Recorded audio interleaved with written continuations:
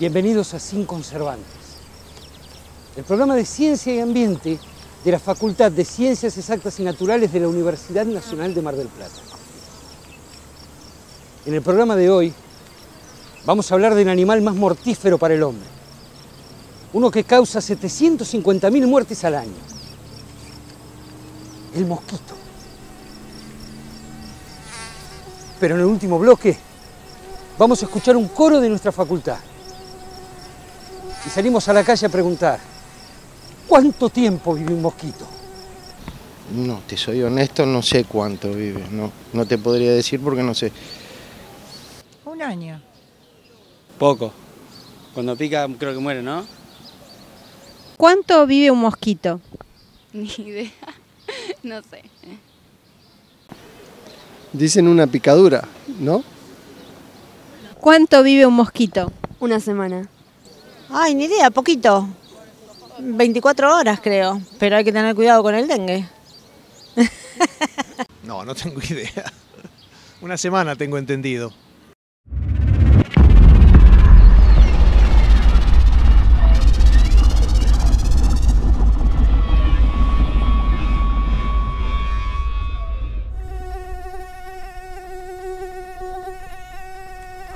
Para saber cuánto vive un mosquito, le preguntamos al entomólogo Juan Farina, del Museo de Ciencias Naturales.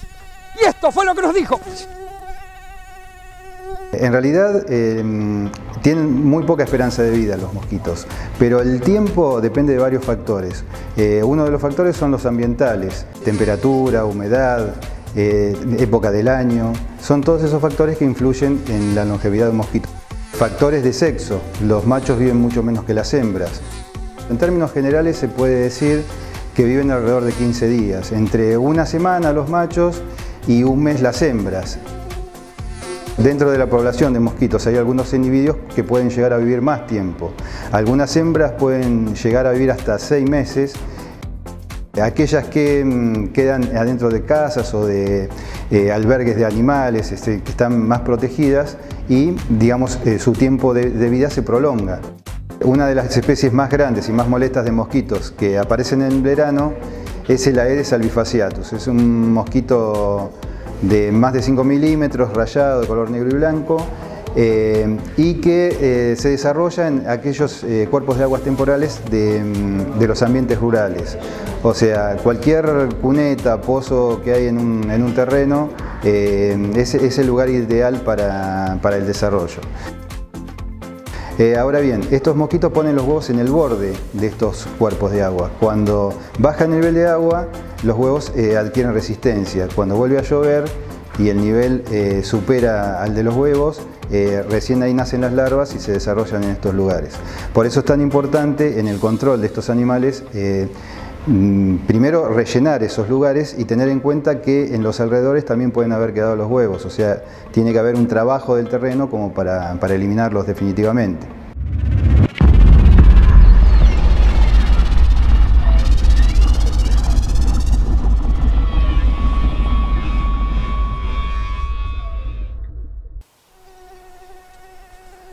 La misma especie de mosquito era responsable de la legendaria fiebre amarilla, el dengue y las recientes Zika y chikungunya. La bioquímica Luciana Barbini y la doctora Conira Merón nos van a ilustrar al respecto. A mediados de 1800, Buenos Aires fue asolada por epidemias de fiebre amarilla. Pero lo ocurrido en 1871 fue un suceso que mató aproximadamente a 14.000 porteños. Hubo días en que murieron muchísimas personas, siendo el fatídico 10 de abril el pico máximo de la epidemia, con 563 muertes. El llamado Tren de los Muertos llegaba diariamente atiborrado de cadáveres hasta el cementerio de la Chacarita. Comenzaron a producirse además casos fulminantes, gente que moría 1 o 2 días después de contraer la enfermedad. No se sabía que la infección era causada por un virus, ni tampoco que la transmitía un mosquito. El término arbovirus hace referencia a un grupo de virus que se transmiten mediante artrópodos.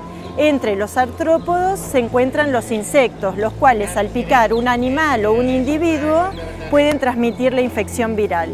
En particular, dentro de los insectos se destaca un mosquito, que es el mosquito Aedes aegypti, el cual tiene la capacidad de transmitir 4 infecciones virales, entre ellas la fiebre amarilla, el dengue, el zika y el chikungunya.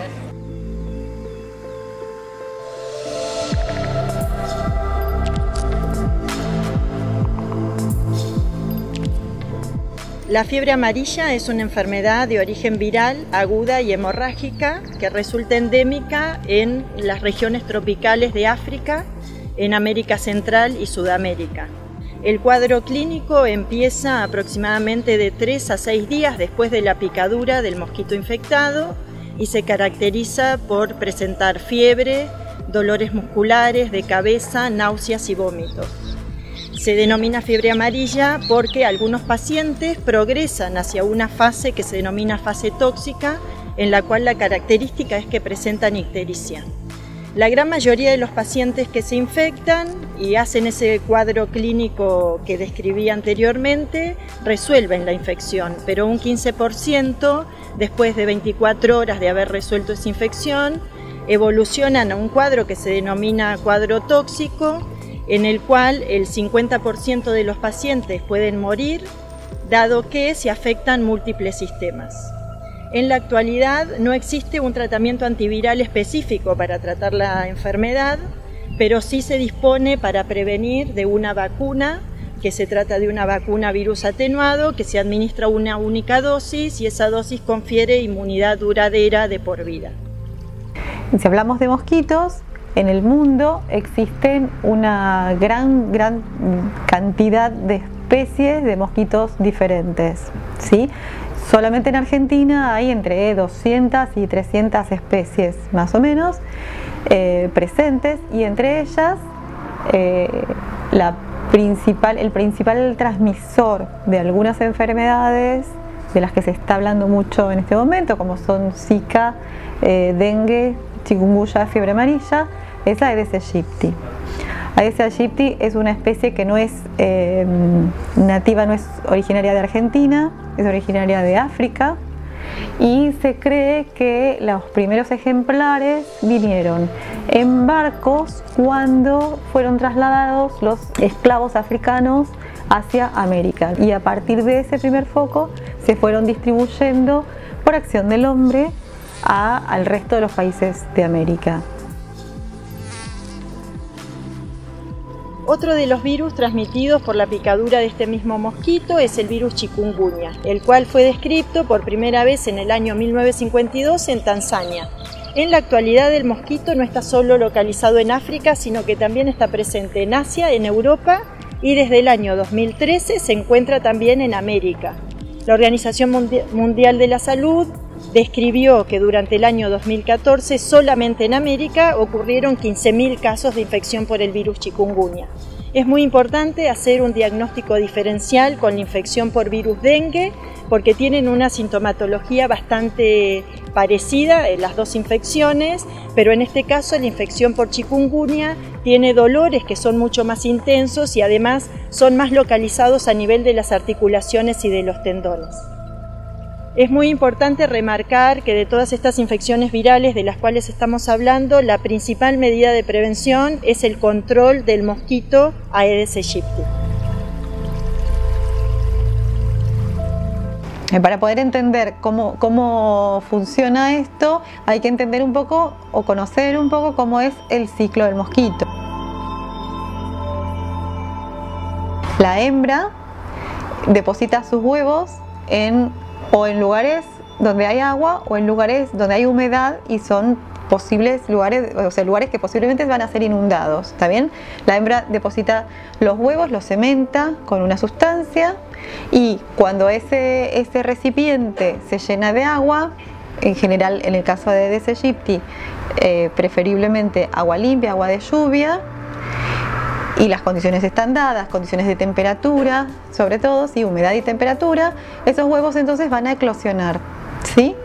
Y se van a desarrollar 4 estadios larvales que son acuáticos, ¿sí? Los llamamos larva 1, larva 2, larva 3, larva 4. Una vez que llega, que además esos estadios larvales son filtradores, se van a alimentar de todos esos detritos que hay en esa agua, ¿sí? Una vez que completan esa parte de su ciclo, van a mudar a un estadio de pupa, que es el equivalente a la crisálida de la mariposa, ¿sí? Y que también es acuático, pero no se alimenta. Y de ese estadio de pupa entonces va a emerger el adulto volador, ¿sí? Machos y hembras.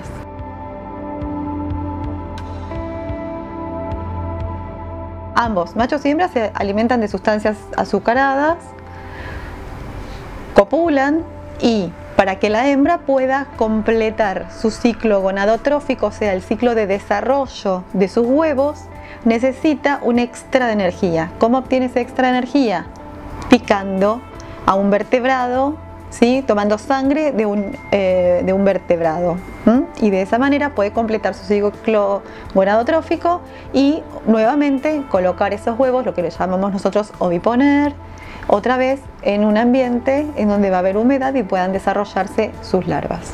El virus Zika también puede ser transmitido por el mosquito Aedes aegypti, pero en este caso en particular, además de ser transmitido mediante el vector mosquito, la transmisión puede darse persona a persona. Este virus se describió por primera vez en el año 1947 en macacos en Uganda y recién en el humano se describió en el año 1952 en Uganda y en Tanzania. Ha generado múltiples brotes tanto en África como en Asia como en América, y los cuadros clínicos que puede producir la infección por el virus Zika pueden ir desde una infección asintomática a una enfermedad febril leve que va acompañada de dolores musculares y de exantema, y esta enfermedad puede tener algunas complicaciones. Entre las complicaciones más importantes se destacan la microcefalia en niños nacidos de mamás embarazadas que hacen una infección aguda durante el embarazo, y también un desorden que se denomina síndrome de Guillain-Barré, que es un desorden neurodegenerativo.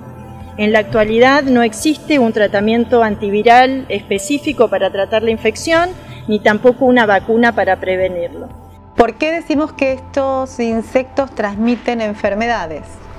Porque cuando una hembra sana toma sangre de un vertebrado portador de una patología, por ejemplo, una persona enferma con virus dengue, ¿sí?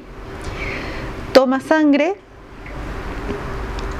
y esa sangre va a cumplir un ciclo dentro de esa hembra de mosquito. ¿Qué es lo que ocurre? La hembra toma sangre, esa sangre va al sistema digestivo, pasa la pared intestinal, pasa a la hemolinfa del insecto, pasa a la glándula salival del mosquito, ¿sí? En donde durante todo ese tiempo el patógeno completa su ciclo de vida, ¿sí? Y una vez que está en las glándulas salivales, cuando esa hembra de mosquito vuelve a picar ahora a un individuo sano, le inyecta anticoagulantes y anestésicos, ¿sí? Para poder ingerir esa sangre nuevamente, para poder alimentarse, y cuando inyecta esas sustancias también inyecta partículas o de virus o del patógeno que esté transmitiendo. El dengue es otra enfermedad transmitida por el mosquito Aedes aegypti. Existen 4 serotipos diferentes del virus dengue. ¿Cómo se produce la transmisión? Esta se produce cuando un mosquito pica a una persona infectada y así adquiere la infección. En el mosquito infectada se produce un periodo de incubación que se denomina intrínseco, que lleva aproximadamente de 6 a 10 días, y ese mosquito cuando pica a otra persona, de esa manera puede transmitir la infección. Los cuadros clínicos que puede presentar esta infección son 2, el cuadro de dengue clásico y el cuadro de dengue hemorrágico. El dengue clásico se caracteriza por ser una enfermedad de tipo febril, que además va acompañada de dolores musculares, dolor de cabeza, dolor retroocular, pero no tiene demasiada gravedad. El cuadro de dengue hemorrágico sí es un cuadro mucho más grave, que puede llevar a hemorragias en el paciente, a afectar diferentes órganos, a hacer una falla multiorgánica, puede llevar al shock y a la muerte del paciente. Este dengue hemorrágico solamente va a ocurrir en individuos que alguna vez fueron infectados por un determinado serotipo de dengue y hacen una reinfección por un serotipo diferente. En la actualidad no existe una vacuna para prevenir la infección, ni tampoco existe un tratamiento antiviral específico. Lo que se hace en estos pacientes enfermos es darles una terapia de sostén que ayuda en que puedan resolver la infección. En caso particular de dengue, hasta hace un año atrás, un poco más, se conocían 4 serotipos diferentes de dengue. Hace poco se descubrió un 5.º serotipo diferente y además en el caso particular de dengue es un virus que muta con mucha frecuencia, que es muy variable. Entonces desarrollar vacunas para, por ejemplo, para dengue, que es un desarrollo que se está investigando, es muy complicado y por ahora no ha tenido éxito. Además, tampoco sería la solución porque Aedes aegypti transmite una variedad de virus diferentes, muy amplia. Entonces, en realidad, para hacer realmente prevención, lo que se recomienda desde el grupo de mosquitólogos de Argentina es hacer limpieza ambiental, hacer manejo de los ambientes. Para lo cual no solamente el Estado tiene que ser responsable, sino también los habitantes de cualquier región, ¿sí? ¿Y de qué hablamos cuando hablamos de descacharrado? Es eliminar, justamente como hablamos que las hembras depositan sus huevos en lugares donde se acumulan aguas preferentemente limpias, entonces el descacharrado es eliminar cualquier posible criadero. Cualquier posible criadero son cualquier recipiente que pueda juntar agua, el recipiente de bebederos de los perros, canaletas de agua, cualquier lugar donde se pueda acumular agua. ¿Y por qué es importante hacer este control durante todo el año, no solamente en el verano? ¿Sí? Porque hablamos que para que se desarrolle el mosquito necesitamos temperatura, necesitamos ambiente cálido. Entonces, normalmente cuando hay brotes ocurren en verano, ¿sí? Pero ¿por qué es importante que este control sea hecho durante todo el año? Porque los huevos pueden llegar a resistir hasta un año o más en condiciones de frío, ¿sí? Entonces pueden tolerar todo el invierno y eclosionar cuando las condiciones ambientales nuevamente son adecuadas.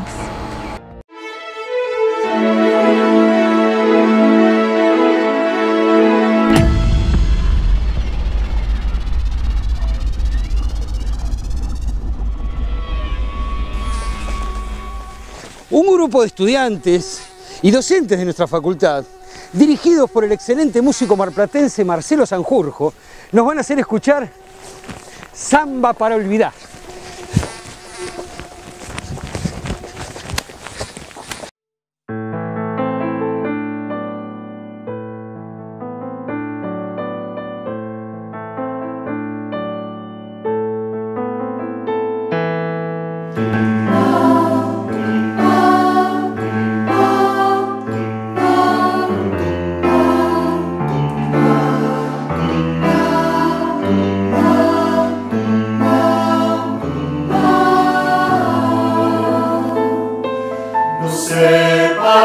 Que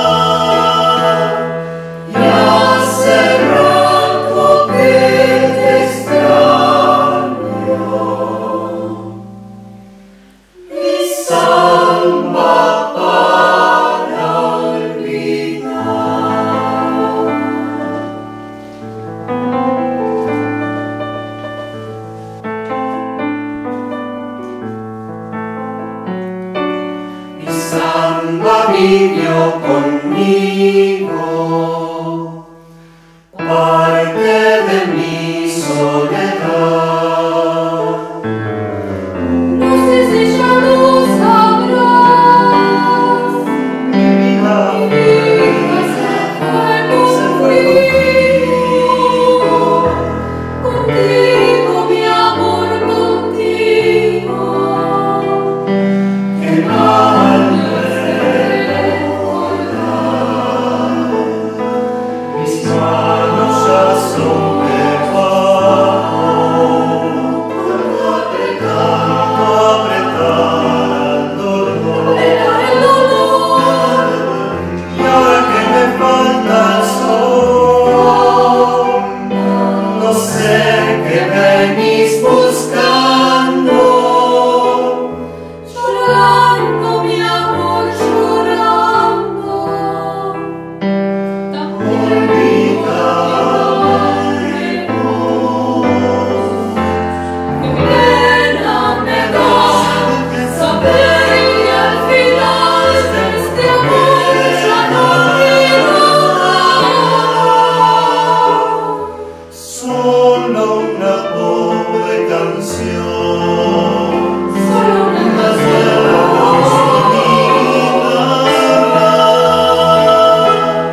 Y hace rato que te extraño. Mi samba para olvidar.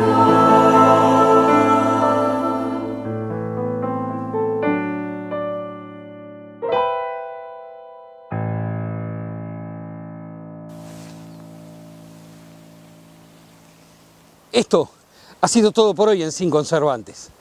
Los esperamos en el próximo programa, con más ciencia y ambiente. Gracias.